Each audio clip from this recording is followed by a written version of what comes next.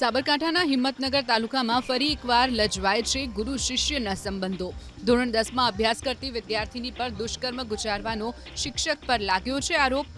જન્મદિવસની કેક કાપવાના બહાને અંગ્રેજી અને સંસ્કૃતનો હેવાન શિક્ષક વિદ્યાર્થીનીને ઈડર રોડ પર લઈ આવેલા એક ગેસ્ટ હાઉસમાં લઈ ગયો, જ્યાં શિક્ષકે વિદ્યાર્થીની પર દુષ્કર્મ આચર્યું।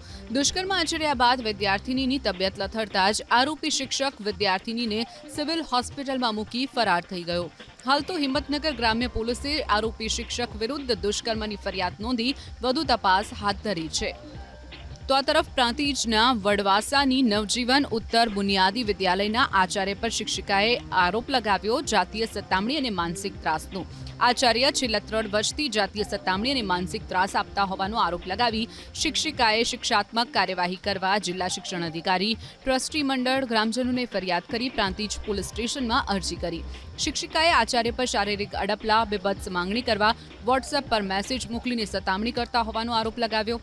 શિક્ષિકાના આરોપો બાદ ગ્રામજનોએ આચાર્યની બદલી કરવાની ટ્રસ્ટીઓ સમક્ષ માંગ કરી। એટલું જ નહીં, શાળાને તાળાબંધી કરવાની પણ ચીમકી ઉચ્ચારી। હાલ તો જિલ્લા શિક્ષણ અધિકારીએ તમામના નિવેદન લઈ તપાસના આદેશ આપ્યા છે।